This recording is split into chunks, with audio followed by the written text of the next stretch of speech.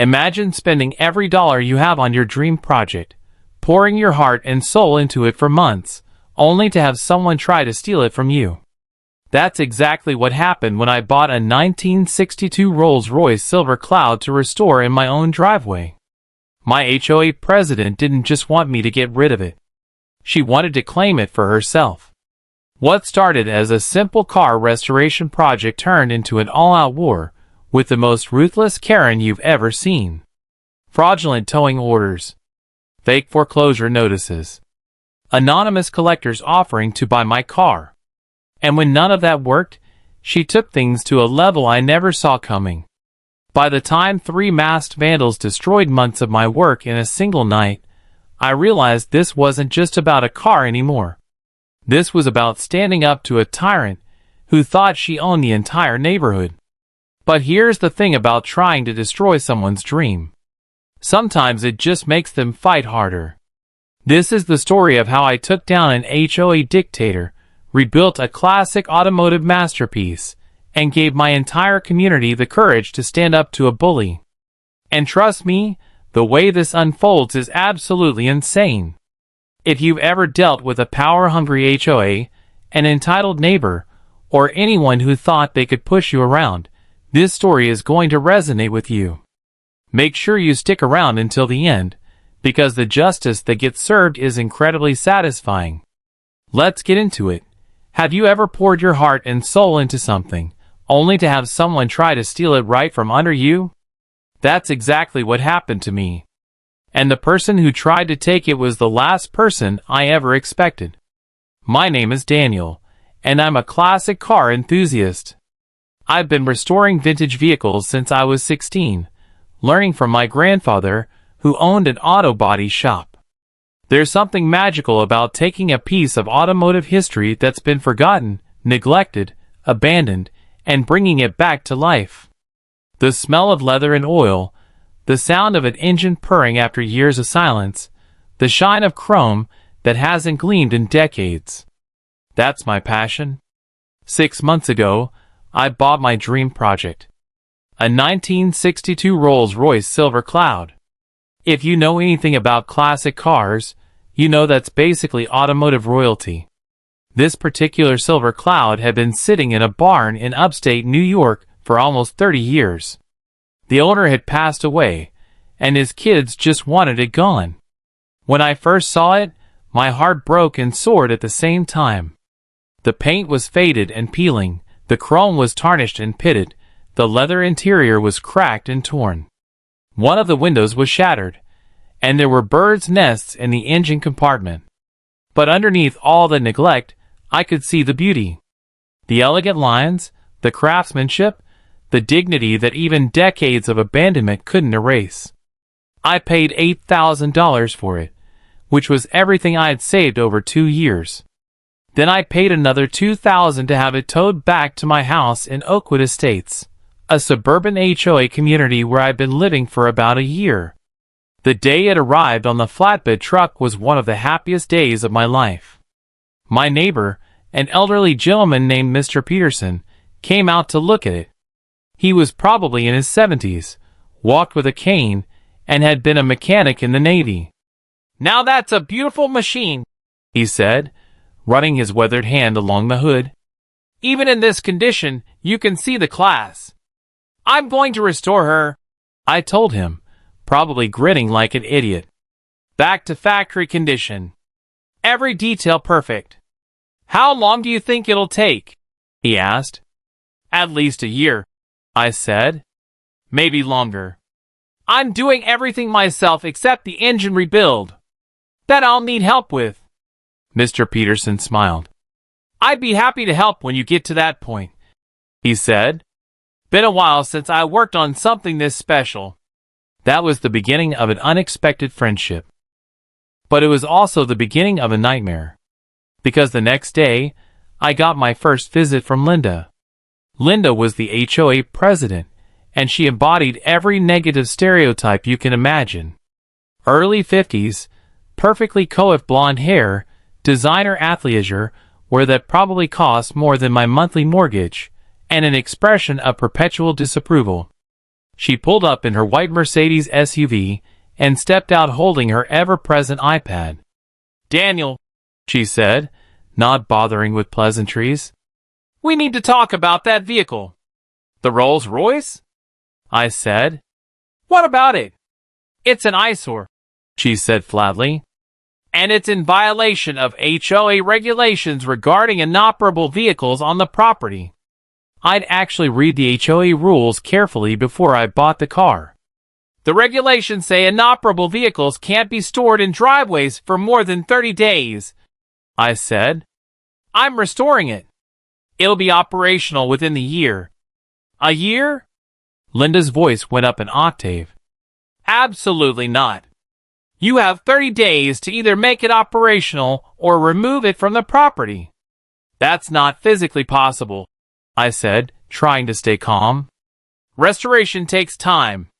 Quality work can't be rushed." "Then you'll need to find somewhere else to store it," she said. "Perhaps a storage unit or a garage facility. Those cost hundreds of dollars a month," I protested. "The whole point of doing the restoration at home is to save money." Linda shrugged. "Not my problem," she said. "You should have thought about that before bringing an abandoned wreck into our community." She tapped something on her iPad. "Consider this your official warning," she said. 30 days. After that, you'll receive daily fines of $100 until the vehicle is removed or operational." And with that, she got back in her Mercedes and drove away. I stood there, stunned and angry. Mr. Peterson had come out and heard the whole exchange. "Don't let her bully you," he said. "Linda's tried to push around half the neighborhood. Most people just cave because it's easier than fighting." "I can't afford storage," I said. "And I'm not giving up on this car." "Then we better work fast," Mr. Peterson said with a wink. Over the next few weeks, I threw myself into the restoration with an intensity I'd never felt before. Every spare moment I had was spent on that car. I'd wake up at 5 in the morning before work and spend 2 hours sanding, polishing, or replacing parts. I'd come home and work until midnight, sometimes later. Mr. Peterson became my assistant and mentor. He'd come over almost every day, teaching me techniques, sharing stories from his Navy days, and helping with the heavy work. We stripped the old paint down to bare metal, section by section. We replaced the corroded fuel lines and brake lines. We pulled the seats out and started reupholstering them with period-correct leather. It was slow, meticulous work, but I could see the car coming back to life. And that made every aching muscle, every late night, every dollar spent completely worth it. But Linda wasn't done with me. 2 weeks into my 30-day deadline, I came home to find another notice on my door. This one cited me for excessive noise during early morning hours and unsightly work materials in my driveway. The work materials were organized parts, covered with tarps. The noise was me using hand tools at 5:30 in the morning, trying to get work done before my day job. I'd been as quiet as possible, but apparently that wasn't good enough. Linda had specifically noted the complaint came from multiple neighbors, but she wouldn't tell me who. I suspected she'd filed the complaints herself. The next day, I bought sound-dampening mats and started working in my garage instead of the driveway.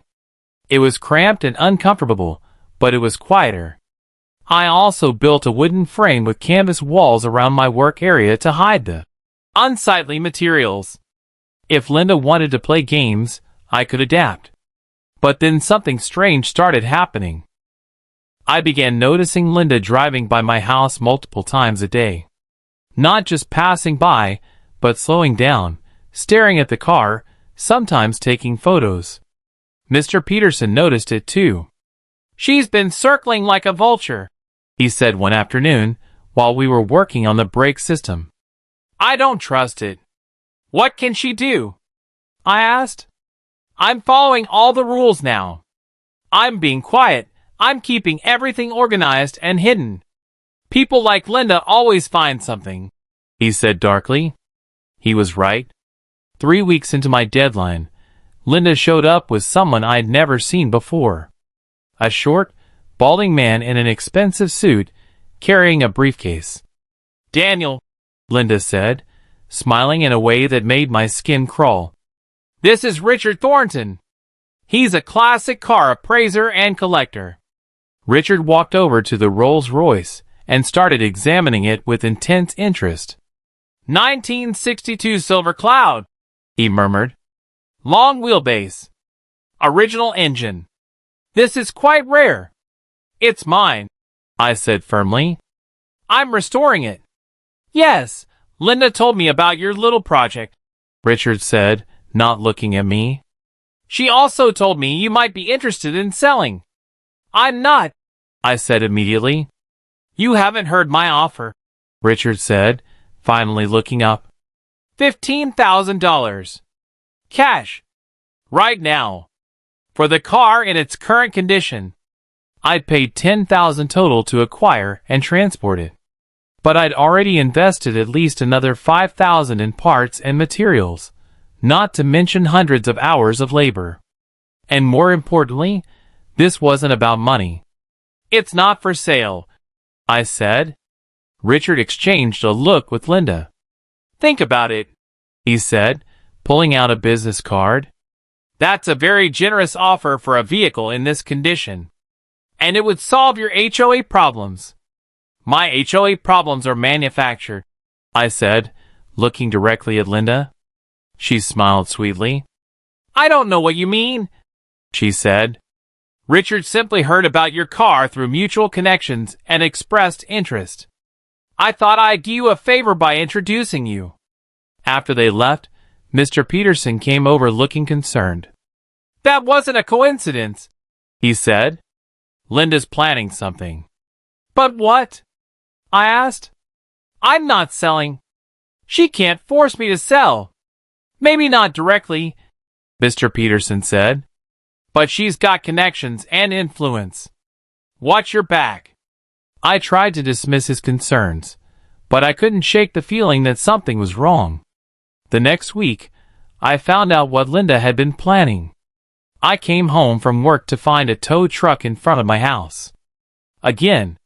But this time, it wasn't trying to tow my daily driver.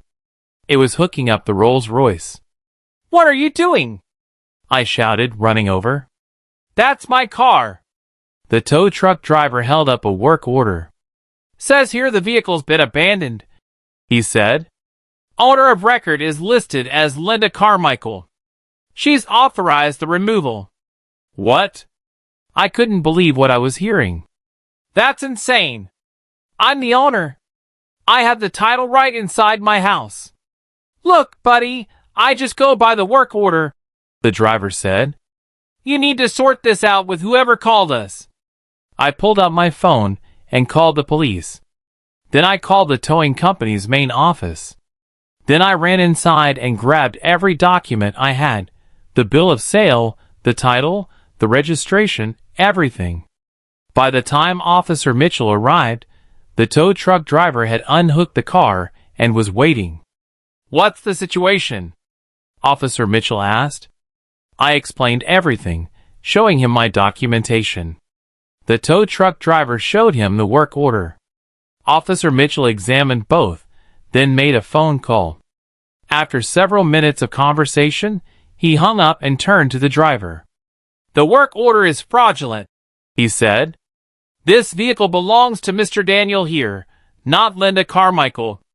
You need to contact your office and let them know they were given false information." The tow truck driver looked relieved to leave. Officer Mitchell turned to me. "Do you know a Linda Carmichael?" he asked. "She's my HOA president," I said. "She's been trying to force me to get rid of this car since I bought it." "Has she made any offers to buy it?" Officer Mitchell asked. I suddenly remembered Richard Thornton. "She brought a collector by last week who offered to buy it," I said. I refused. "Do you think she's trying to steal it?" "I think someone filed a fraudulent towing order using her name, claiming ownership of your vehicle," Officer Mitchell said carefully. That's a serious crime. I'm going to need to investigate this further.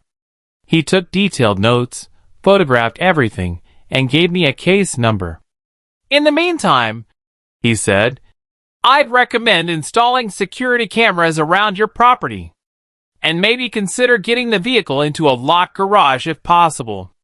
After he left, I stood there staring at the Rolls-Royce. My beautiful project. My dream car. Someone had just tried to steal it. And I was pretty sure I knew exactly who was behind it. Mr. Peterson came out, moving faster than I'd ever seen him move. I saw the whole thing from my window, he said. Called the police myself too. Linda's crossed a line this time. She used her own name on the work order, I said. That doesn't make sense. She's not that stupid. Maybe she is, Mr. Peterson said. Or maybe she figured you wouldn't notice until it was too late. Once a car's an impound, it costs money to get it out. Maybe she thought you couldn't afford it and would just let it go. Or maybe someone's setting her up, I said slowly. We both thought about Richard Thornton. Either way, Mr. Peterson said, this isn't over. Not by a long shot. That night, I couldn't sleep. I kept getting up to check on the car, making sure it was still there. I ordered security cameras online for overnight delivery. And I started documenting everything, every interaction with Linda, every complaint, every violation notice, every piece of correspondence. If this was going to become a legal battle, I needed to be prepared. The next morning, I found another notice on my door. But this one was different. It was from the HOA board, signed by Linda and 2 other board members.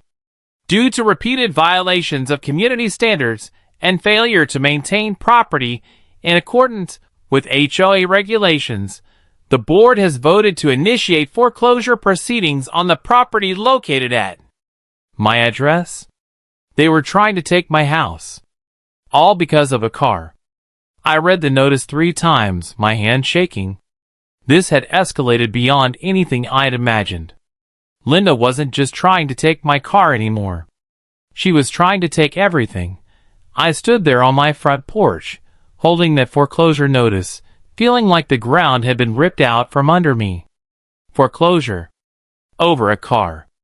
Over a restoration project. This wasn't just harassment anymore. This was an attempt to destroy my entire life. My hands were shaking so badly I could barely hold the paper. I walked straight to Mr. Peterson's house and knocked on his door. He took one look at my face and knew something was catastrophically wrong. What happened? He asked, opening the door wider. I handed him the notice without saying a word. He read it slowly, his weathered face darkening with each line. This is illegal, he said finally. They can't foreclose on your house over car restoration. That's not how HOA foreclosures work. Then why would they send this? I asked, my voice cracking. Intimidation, Mr. Peterson said firmly. They're trying to scare you into compliance. But son, you need a lawyer. Right now. Today. I nodded, pulling out my phone with trembling fingers. I found a local attorney who specialized in HOA disputes and left an urgent message. Then I did something I probably should have done weeks ago. I posted everything on social media. Photos of the Rolls-Royce, the restoration progress, every violation notice Linda had sent, the fraudulent tow order, and now this foreclosure threat. I wrote out the entire story, holding nothing back. This is what happens when you pursue your passion in an HOA community run by someone who thinks they own you, I wrote. Within an hour, the post had been shared 200 times. Within 3 hours, it had gone viral in the classic car community.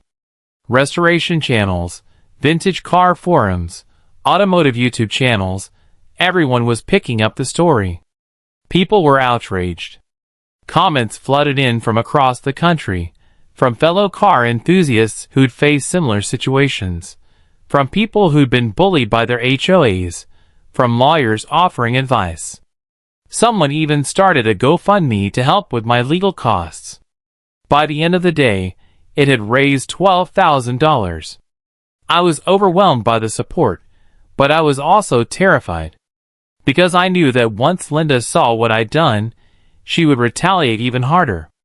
The attorney, Margaret Chen, called me back that evening. "I've reviewed everything you sent me," she said, "and I need you to understand something very clearly. What they're attempting is not just unethical, it's potentially criminal." "Can they actually foreclose on my house?" I asked. "Not legally, no," she said. "HOAs can initiate foreclosure for unpaid fees and fines, but you'd need to owe substantial amounts and ignore multiple certified notices. From what you've shown me, you're current on all your HOA dues, and the fines they've imposed are questionable at best. So this is just a scare tactic?" I asked. "It's more than that," Margaret said. "It's harassment, possibly extortion, and combined with the attempted fraudulent towing, we're looking at a pattern of behavior that could result in criminal charges." She paused. "I also saw your social media post," she said. "That was actually smart. Public pressure can be very effective against HOA boards who abuse their power. But it also means this is going to get messy." "It's already messy," I said. "It's about to get messy," she replied. "I'm filing an emergency restraining order against the HOA first thing tomorrow morning. No more violation notices, no more threats, no contact whatsoever until this is resolved in court." That night, I barely slept again. The security cameras I'd ordered arrived, and I spent 3 hours installing them. For cameras covering every angle of the Rolls-Royce, the driveway, and the front of my house. Everything was now being recorded and backed up to the cloud. If anyone tried anything else, I'd have evidence. The next morning, I woke up to 17 missed calls. 9 were from news outlets wanting to interview me. 5 were from classic car magazines. 3 were from Linda. I ignored Linda's calls and responded to a few of the media requests. By noon, a local news crew was at my house filming the Rolls-Royce and interviewing me about the situation. "This isn't just about me," I told the reporter. "This is about HOA overreach. This is about people who get a small amount of power and use it to bully and control their neighbors." The segment aired that evening on the 6 o'clock news. And that's when things really exploded. The HOA emergency board meeting was called for the following night. According to the email that went out to all residents, the topic was addressing false and defamatory statements made by a resident regarding board actions. Mr. Peterson and I arrived 15 minutes early. The community center was already packed. Usually, HOA meetings had maybe 8 or 10 people. This time, there must have been 70 residents there. And they weren't there to support Linda. I could see it in their faces, hear it in their conversations. People were angry. The viral social media posts had opened floodgates. Other residents were now coming forward with their own stories of Linda's abuse of power. Mrs. Rodriguez talked about being fined $500 because her mailbox was the wrong shade of black. The Thompsons described how Linda had tried to force them to remove their children's playset because it was visually disruptive. Mr. Jameson, a veteran, had been cited for displaying an American flag that was too large, according to Linda's interpretation of the guidelines. Story after story, pattern after pattern. Linda had been terrorizing the neighborhood for years, and people had been too afraid or too tired to fight back. Until now. When Linda walked in with the other 2 board members, the room went silent. She looked smaller than usual, less confident. Her perfectly styled hair seemed a bit disheveled, and she wasn't carrying her usual iPad like a weapon. She knew she was in trouble. The meeting started, and Linda tried to take control immediately. We're here tonight because certain individuals have been spreading malicious lies about this board and its leadership, she began. Like the fraudulent foreclosure notice? Someone shouted from the back. That notice was sent in error, Linda said quickly. A miscommunication between... Miscommunication? Mrs. Rodriguez stood up. You've been miscommunicating with half this neighborhood for 3 years.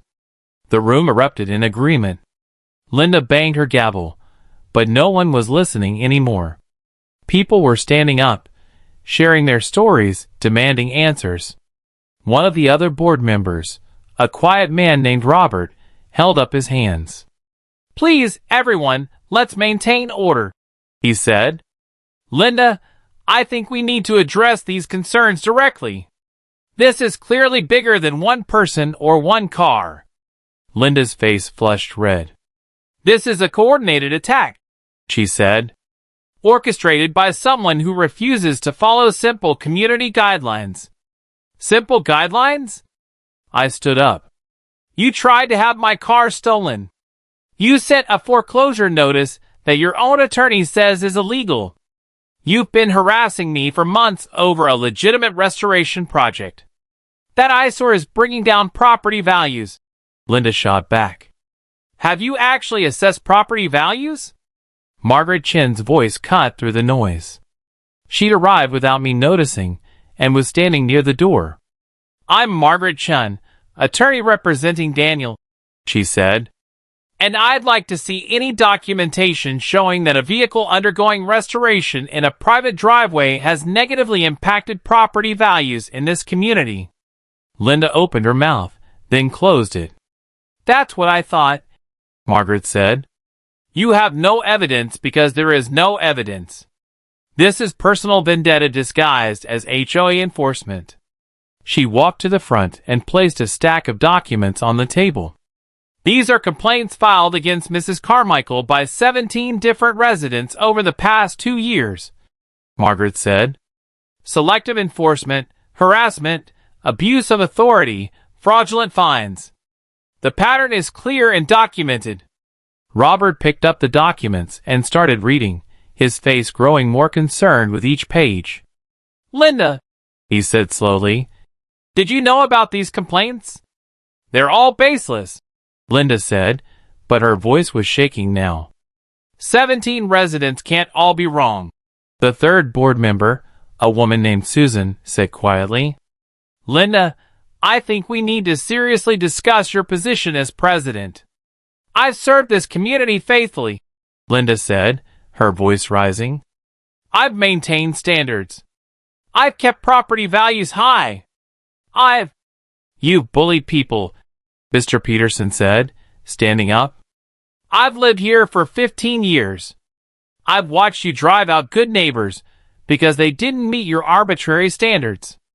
I've watched you fine people for the color of their flowers. I've watched you abuse every ounce of power this community gave you. The room erupted in applause. Linda looked around wildly, seeing nothing but hostile faces. This is ridiculous, she said, gathering her things. I don't have to sit here and be attacked. Actually, you do, Margaret said firmly. As president, you're required to preside over official meetings. Walking out would be abandonment of your duties, which would be grounds for immediate removal. Linda froze halfway out of her chair. You're bluffing, she said. Try me, Margaret replied. Linda sat back down, and I could see tears forming in her eyes. Not tears of sadness, but tears of rage and humiliation. Robert cleared his throat. I move that we hold an immediate vote of no confidence in Linda Carmichael's leadership as HOA president, he said. Seconded, Susan said without hesitation. This is against procedure, Linda protested weakly. According to your own bylaws, which I've reviewed, Margaret said, emergency votes can be called when there's evidence of malfeasance or abuse of authority. I'd say we have plenty of evidence. The vote was swift and unanimous. Even Linda couldn't vote for herself at this point. She was removed as president effective immediately. Robert was appointed interim president until proper elections could be held. And the first thing Robert did was rescind every violation notice Linda had issued in the past 6 months, including all of mine. As people filed out of the meeting, dozens of neighbors came up to thank me, to shake my hand, to apologize for not standing up sooner. Mrs. Rodriguez hugged me with tears in her eyes. "You gave us our neighborhood back," she said. But as I walked to my car with Mr. Peterson, I couldn't shake a feeling of unease. Linda had been silent during the final 30 minutes of the meeting. Too silent. She just sat there, staring at nothing, her jaw clenched tight. "She's not done," Mr. Peterson said, echoing my thoughts. "That woman doesn't know how to accept defeat. What else can she do?" I asked. "She's been removed. She has no power anymore. Desperate people do desperate things," Mr. Peterson said darkly. We reached my house, and I checked the security camera feeds on my phone. Everything looked normal. The Rolls-Royce sat in my driveway, looking more beautiful than ever after weeks of intensive work. I'd almost finished the bodywork, and the primer coat was drying. Soon I'd be able to start the final paint job. "Get some rest," Mr. Peterson said. "We won this round. That's worth celebrating." I nodded, but I couldn't relax. Something felt wrong. I went inside, double-checked all the locks, and set up notifications on my security cameras to alert me to any movement. Then I tried to sleep. I managed about 3 hours before my phone started buzzing frantically. Motion alerts. Multiple motion alerts. All 4 cameras detecting activity. I grabbed my phone and pulled up the live feeds. My blood ran cold. There were 3 people in my driveway. They were wearing dark clothes and ski masks. And they were spray painting the Rolls-Royce. Not just spray painting. Destroying it. I watched in horror as they smashed the windows I carefully replaced. As they keyed deep scratches into the primer I'd spent weeks perfecting. As they slashed the new tires I'd just installed. As they poured something, probably paint thinner, all over the leather seats I'd painstakingly reupholstered. I was already on my feet, already calling 911, already running for the door. "3 suspects vandalizing my vehicle," I shouted into the phone. "I have them on camera right now." I burst out my front door just as the 3 figures scattered. One of them dropped something as they ran. A can of spray paint. And something else. I ran to the driveway, my heart breaking at what I saw. The Rolls-Royce looked worse than when I'd first bought it. All that work. All those hours. All that love and care and attention. Destroyed in minutes. Red spray paint covered every surface, with crude words scrawled across the hood, "eyesore" and "trash." The windows were shattered. The tires were slashed. The interior was soaked in chemicals that were already eating through the leather. I fell to my knees next to the car, feeling like I'd been punched in the gut. Mr. Peterson came running out of his house, taking in the scene. "Oh, son," he said softly. "I'm so sorry." Police sirens wailed in the distance, getting closer. I picked up what the vandal had dropped. It was a phone. A phone in a distinctive pink glitter case. I turned it over and saw the lock screen. A photo of Linda with a small dog. Mr. Peterson saw it too. "She didn't do this herself," he said. "She's too smart for that. But she organized it." 3 police cars pulled up, flooding my driveway with red and blue lights. Officer Mitchell stepped out, the same officer who'd responded to the attempted towing. "We got 2 of them," he said. "They were running through backyards. Still looking for the 3rd. He looked at the Rolls-Royce and winced. "That's rough," he said. "But the good news is we have them on camera, we have witnesses, and now we have this." I handed him the phone. He looked at the lock screen, and his eyebrows shot up. "Well," he said, "this just became very interesting." Another officer came jogging up. "We got the third one," she said. "He's talking. Says a woman paid them $500 each to trash the car. Says she told them exactly when to do it and where the cameras were."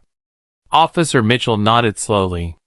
"Daniel, I need you to send me all your security footage," he said. "Every angle, everything from tonight. This is now a criminal conspiracy case."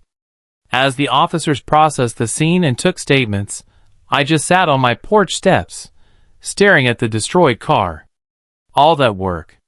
Gone. But as the shock wore off, something else took its place. Not sadness. Rage. Pure, focused rage. Linda had crossed every line there was to cross.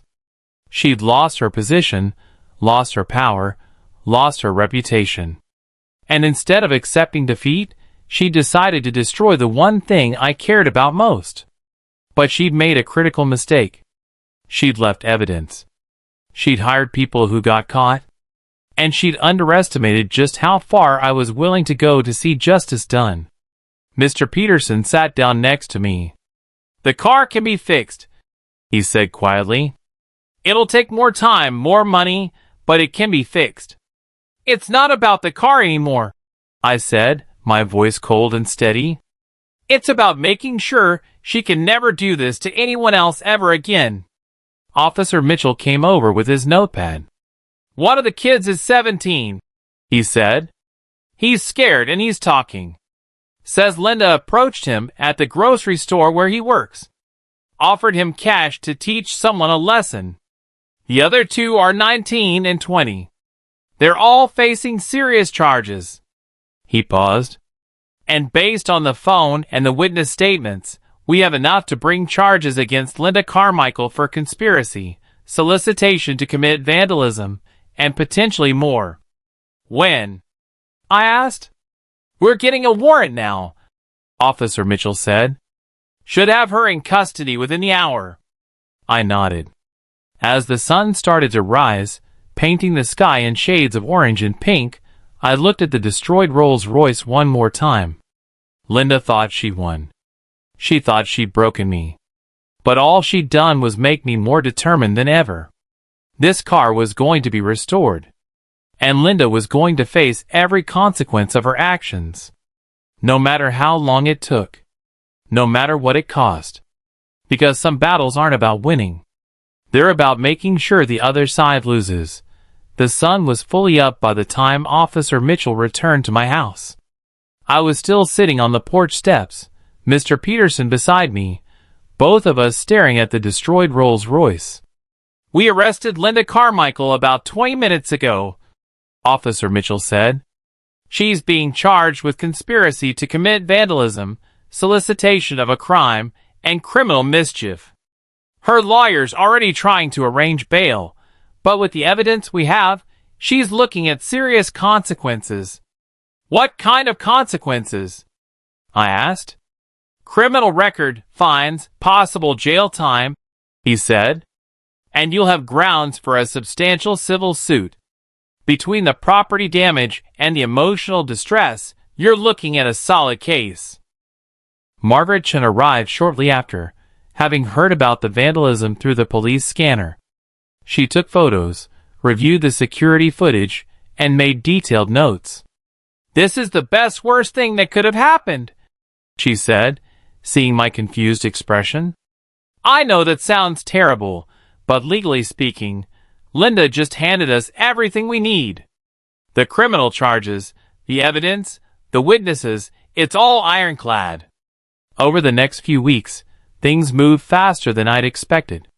Linda was formally charged and released on bail with conditions that she couldn't come within 500 feet of me or my property.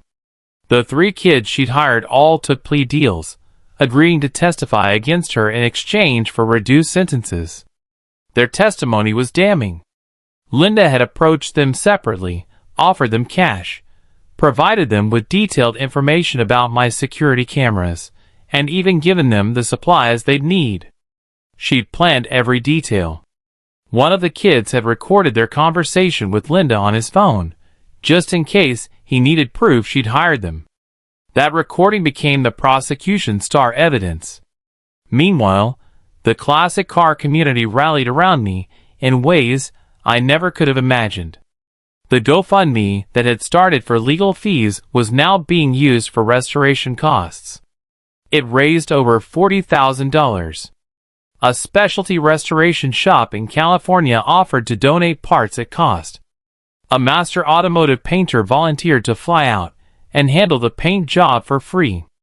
Leather craftsmen, chrome specialists, engine builders, all offering their services either free or heavily discounted.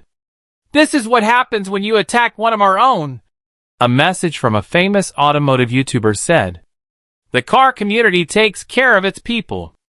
Mr. Peterson and I threw ourselves back into the restoration with renewed purpose. This time, we weren't just fixing a car. We were proving that hate and destruction couldn't win.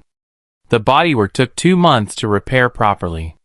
Every dent, every scratch, every bit of damage was carefully corrected. The specialist painter arrived and spent 3 weeks applying layer after layer of the original silver sand color. When the final clear coat was applied and buffed to a mirror shine, I actually cried. The interior took another month. New leather, new carpeting, new wood trim. Everything was sourced to be period correct, authentic to how the car would have looked rolling off the production line in 1962. Mr. Peterson and I rebuilt the engine together, with help from some of the volunteers who traveled from across the country. The day we turned the key and heard that engine roar to life for the first time in decades was magical. Pure, beautiful, perfect. The trial happened 6 months after the vandalism. I sat in that courtroom and watched Linda's lawyer try desperately to paint her as the victim, as someone who'd been driven to desperation by my refusal to cooperate. But the evidence was overwhelming. The phone she dropped, the security footage, the testimony from the 3 kids she'd hired, the recorded conversation, her own pattern of harassment documented by Margaret. The jury deliberated for less than 3 hours. Guilty on all counts. The judge sentenced her to 18 months in jail, with the possibility of parole after 9 months. She was also ordered to pay full restitution for the damages to the Rolls-Royce, plus my legal fees, plus a significant amount for emotional distress. The total came to over $70,000. As she was led out of the courtroom, Linda looked at me one last time. I expected to see hatred in her eyes. But instead, I saw something else. Defeat. Complete and utter defeat. She'd lost everything. Her position, her reputation, her freedom, her money. All because she couldn't stand the idea of someone not following her rules. I almost felt sorry for her. Almost.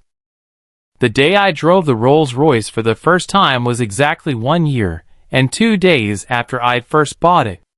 The entire neighborhood came out to watch. Not just my street, but people from all over Oakwood Estates.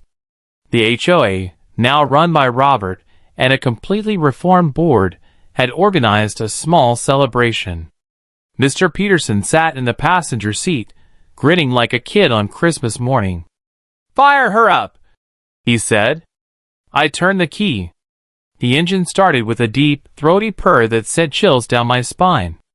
Every mechanical component perfectly synchronized. Every system functioning flawlessly.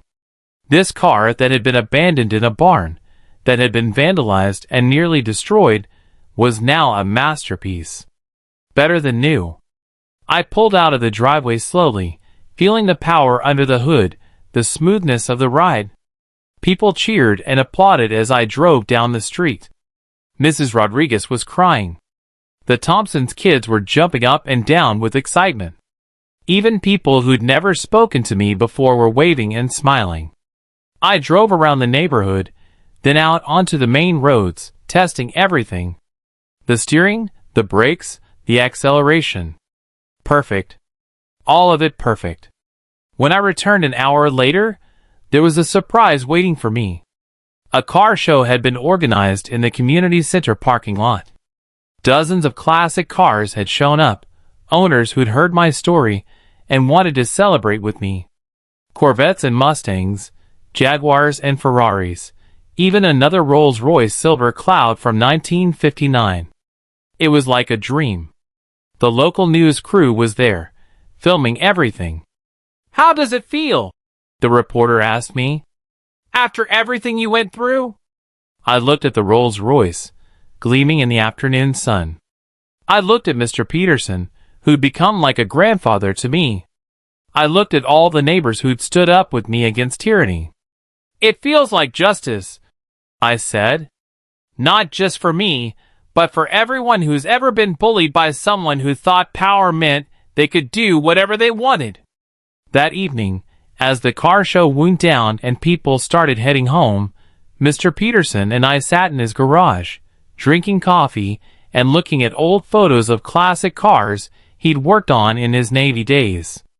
"You know what the best part of all this is?" he asked. "What's that?" I said. "You didn't just restore a car," he said. "You restored a community. You showed people they didn't have to be afraid. That standing up to bullies was worth it." He was right. Property values in Oakwood Estates had actually increased after Linda's removal. The new HOA board was fair and reasonable, focusing on actual community improvement rather than petty enforcement. Neighbors were friendlier, more connected, more willing to help each other. The neighborhood felt like a neighborhood again.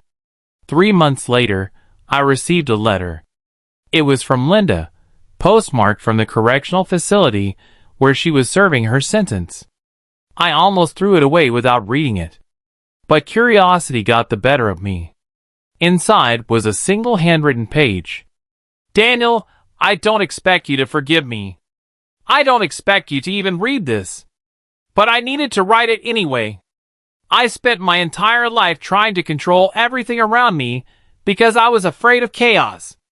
I thought if I could just make everyone follow the rules, everything would be perfect. But I was wrong. I hurt good people. I destroyed relationships. I became the very thing I was afraid of, chaos. Your car is beautiful. I saw the photos online. You did something remarkable. I tried to destroy it, and instead, you made it more beautiful than it ever was. I hope someday I can do the same with my life. I'm truly sorry. Linda." I read it twice, then folded it carefully and put it in a drawer. Maybe she meant it. Maybe she didn't. Either way, it wasn't my problem anymore. I had a Rolls-Royce to drive. And a life to live. Free from fear. Free from bullies. Free to pursue my passions without someone trying to tear me down. The Rolls-Royce Silver Cloud sits in my driveway to this day. I drive it every weekend, sometimes just around the neighborhood, sometimes on longer trips through the countryside. People stop and stare.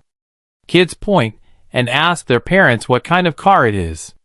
And I smile, because I know this car represents something bigger than itself. It represents resilience.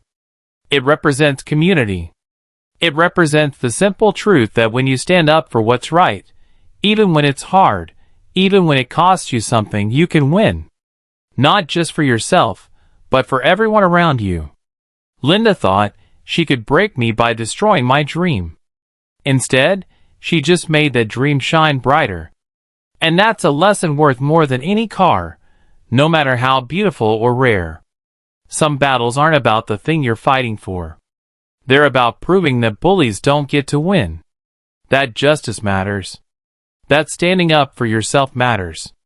And that sometimes, the things that try to destroy us just make us stronger.